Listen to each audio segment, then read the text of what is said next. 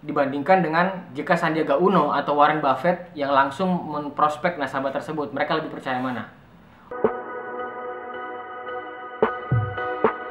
Bismillahirrahmanirrahim. Assalamualaikum warahmatullahi wabarakatuh, teman-teman. Bertemu lagi bersama saya di sini, Muhammad Tiklas, di channel Zero to One. It's been a long time. Sudah lama sekali saya tidak take video ya. Lama saya tidak take video karena kemarin beberapa waktu yang lalu, sekitar saya berapa lama ya enggak ambil rekaman video. Itu saya awalnya karena lagi sariawan, jadi males banget ngomong karena sakit ya. Terus setelah itu keterusan akhirnya karena banyak kerjaan juga, sempat akhirnya saya tidak syuting lagi, dan saya mohon maaf karena lama tidak update. Karena saya tahu banyak yang di grup banyak yang bertanya kenapa tidak ada updatean lagi videonya. Jadi soalnya saya kembali lagi, saya update lagi. Oke, nah hari ini saya mau belajar ini ya. Saya cuma mau sharing hari ini. Saya mau sharing untuk belajar sales. Saya mau update playlist belajar sales. Jadi faktor utama dan terbesar itu kenapa orang bisa closing, kenapa orang bisa mau membeli produk kita, kenapa orang bisa ketika kita menawarkan, mereka mau menerima penawaran kita, penawaran penjualan kita, itu alasan terbesarnya adalah karena mereka percaya. Saya sudah pernah membahas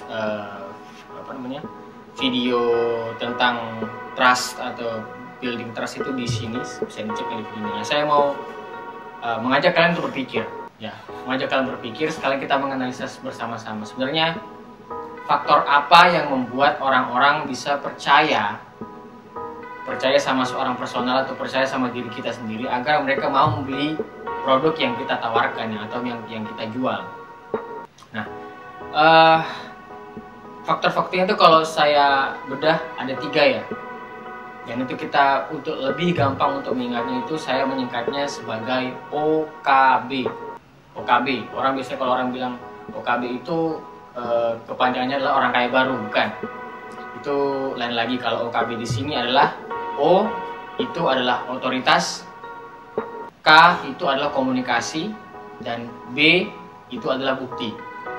Nah, 3 faktor inilah yang sebenarnya sangat berpengaruh terhadap kenapa orang-orang mau percaya sama seorang sales, kenapa orang-orang mau percaya sama kita, sehingga mereka mau membeli produk yang kita tawarkan. Nah, kita bedah dulu ya di awal.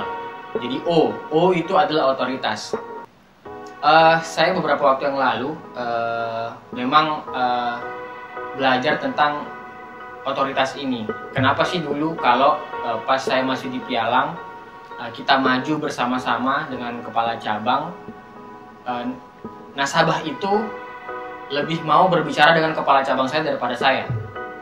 Nah, mereka pasti tahu kepala cabang itu dari kartu nama. Jadi kalau kita biasanya barusan ketemu dengan calon customer kita atau klien kita, biasanya kita langsung ngasih kartu nama. Di situ tertera jabatannya seperti apa, business consultant atau branch manager atau bla bla bla. Nah, itu salah satu kenapa orang mau percaya itu, karena orang yang berbicara dengan itu punya otoritas. Bisa saja orang-orang yang punya jabatan, orang-orang yang punya pengalaman, orang-orang yang punya expert di bidang sesuatu, itu mereka adalah semua mereka semua adalah orang-orang yang punya otoritas. Kenapa pas saat dulu saya pernah berkata ya, di video sebelumnya saya mengatakan bahwa saya pernah punya mentor namanya Pak Jimmy. Pak Jimmy ini adalah kepala cabang saya yang mengajarkan saya langsung, mentoring saya langsung one-on-one sales bagaimana caranya. Dia jadi memperlihatkan saya bagaimana cara mengclosingkan nasabah, klien, dan lain-lain. Itu saya di situ menyadari, oh ternyata otoritas itu sangat berpengaruh ketika kita menawarkan sesuatu kepada klien. Misal, di kantor kita adalah seorang sales, tapi kita bisa saja mengaku saya sebagai produk spesialis dari perusahaan saya. Saya spesialis di bidang ini, saya spesialis di alat ini, dan bla bla bla bla. Nah, di situ orang langsung percaya kepada kita karena kita menunjukkan sebuah otoritas. Kayak gitu. Beda sekali kalau saya yang memprospek, kalau saya menawarkan sebuah produk pialang ya, saya menawarkan sebuah produk pialang investasi 100 juta kepada seorang klien. dibandingkan dengan jika Sandiaga Uno atau Warren Buffett yang langsung memprospek nasabah tersebut. Mereka lebih percaya mana? Otomatis pasti mereka lebih percaya sama Sandiaga Uno atau Warren Buffett ketika mereka diprospek sama orang-orang itu.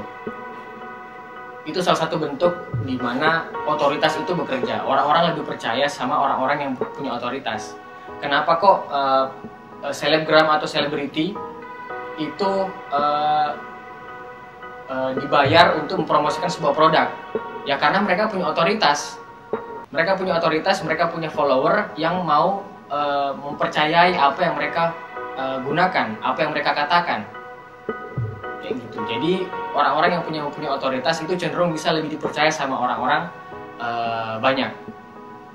Kayak gitu ya. Mohon bisa dipahami. Jika kalian punya ada pertanyaan silahkan post di kolom komentar atau join di grup Telegram saya biar kita bisa lebih bisa lebih enak diskusinya. Terus yang kedua, K itu adalah komunikasi, ya. Ketika kita prospek orang, kita menjelaskan produk kita kepada orang, itu kita bisa dipercaya itu salah satunya karena komunikasi kita. Nah, komunikasi seperti apa sih yang kira-kira bakalan dipercaya orang? Itu salah satunya adalah kita komunikasinya secara detail. Misal saya menjelaskan menjual sebuah produk, bisa saja mungkin handphone atau alat-alat vlogging atau alat-alat yang kamera atau alat-alat berat dan lain-lain. Itu jika kita menjelaskannya secara detail, ya, dengan spesifikasinya, dengan kata-kata mungkin yang lebih saintifik atau kita menyebutkan spesifikasinya seperti ini secara detail, terus kira-kira nanti kita menjelaskan produk ini bisa mencapai return of investment berapa lama, itu kita bisa dijabarkan secara detail, ada hitung-hitungannya dan lain-lain. Itu orang-orang lebih cenderung percaya kepada kita, ya. Jadi kita harus berbicara secara detail, ya. Contoh paling gampang dulu kalau kita berbicara prospek di perusahaan piala saya dulu, saya banyak diajarkan untuk membaca laporan keuangan. Kita membaca laporan keuangan nasabah yang sudah bertransaksi di perusahaan kita. Kita menjabarkan satu persatu poin-poin dari poin-poin dari laporan keuangan tersebut. Kita menjelaskan secara detail, ini open harga berapa, close harga berapa, harga tertinggi pada hari itu harga berapa, harga low harga berapa. Terus jika ada nasabah yang mempertanyakan, ini nanti duit saya bagaimana, ini bagaimana pengelolaannya, lain kita bisa menjawab semuanya. Termasuk dari segi analisa, baik itu fundamental ataupun technical, kayak gitu. Jadi kita bisa menjelaskan secara detail. Jadi diharap di sini kita harus bisa berkomunikasi secara detail dan saintifik. Itu orang-orang bisa menilai kita lebih baik dan mereka langsung bisa percaya kepada kita. Nah, pindah ke bagian terakhir itu ada B. Jadi O, K, B. B ini adalah bukti. Bukti ini ya paling penting sih sebenarnya. Kadang dulu ya kita kalau memprospek orang, kita membuktikan bahwa oh ini loh yang sudah pernah membeli produk saya, hasilnya mereka seperti ini. Kita kasih lihat bukti konkretnya seperti apa. Kita memperlihatkan laporan keuangan mereka seperti apa. Ini buktinya, Pak. Kayak gitu. Kalau kita menjual produk-produk alat berat contohnya, nah ini kita kasih lihat contoh bukti alat beratnya. Lalu setelah itu kita memperlihatkan bagaimana alat berat ini bekerja atau alat yang kita jual ini bekerja dan bisa menghasilkan sesuatu untuk calon customer kita itu tadi. Hasilnya seperti apa dari customer yang sebelumnya, kita bisa perlihatkan kepada mereka bagaimana alat ini bisa berfungsi dan bisa menghasilkan sesuatu untuk customer kita yang sebelumnya, seperti itu. Jadi kita harus memperlihatkan bukti-buktinya seperti apa. Nah, buktinya ini detail dan otentik, ya. Jadi saya mau membuka satu hal. Kebanyakan di dunia pialang ya, kebanyakan itu dulu itu banyak orang yang merekayasa bukti. Nah, dan cuma pialang aja, cuman kalau saya pikir semua sales ya, kebanyakan itu demi mereka bisa closing deal, menjual produk yang mereka jual, itu mereka sering sekali merekayasa buktinya. Jadi bukti yang mereka jabarkan ke calon klien atau customer mereka itu tidak otentik, mereka memalsukan bukti-bukti dan lain. Meskipun testimonial pun dan lain itu yang mereka buat itu mereka buat sendiri. Jadi mereka mengarang, mereka itu tidak otentik dan itu palsu. Nah itu salah satu strategi yang menurut saya haram ya. Itu strategi haram yang dipakai untuk mempersuasi orang agar orang langsung mau membeli produknya mereka. Itu saya tidak rekomendasi dan saya kalau bisa jangan melakukan seperti itu. Karena dalam jangka waktu long termnya, jangka waktu panjangnya itu, jangka waktu lamanya itu kita tidak bakal dipercaya orang. Personal brand kita bakalan jatuh ketika orang mengetahui bahwa kenyataannya tidak seperti itu. Nah, kita tidak bakal dipercaya orang. Yang saya mau dari awal kan bagaimana caranya saya mengajarkan kepada teman-teman semuanya cara sales seperti apa agar kita bisa dipercaya oleh customer kita atau klien kita dalam jangka waktu yang panjang. Karena tidak menjamin juga bahwa kita bakalan bekerja di perusahaan tersebut. Bahkan untuk next projectnya atau kita di perusahaan kita yang selanjutnya atau kita punya usaha, kita bakal bisa mendapatkan bantuan atau masih terkoneksi dengan calon-calon customer kita atau klien kita tersebut. Jadi kita masih berpeluang untuk menjalin kerjasama dengan mereka di produk-produk kita yang baru, yang lain atau di tempat kerja kita yang baru. Seperti itu teman-teman. Nah, jika kalian ada pertanyaan silahkan posting di kolom komentar atau bisa langsung join di grup Telegram yang saya buat. Linknya sudah saya siapkan di description.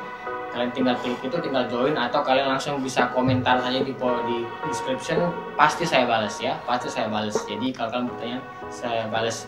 Nah, silakan di-share ke teman-temannya yang pengen belajar sales, atau kalian merasa video ini ada manfaatnya, share di sosial media kalian, dan jangan lupa like video ini dan subscribe karena itu sangat berarti buat saya. Saya lebih bersemangat lagi kalau kalian subscribe, kalian nyalakan loncengnya dan kalian like video. Oke? Terima kasih. Itu dulu dari saya Muhammad Ikhlas dari channel Zero to One.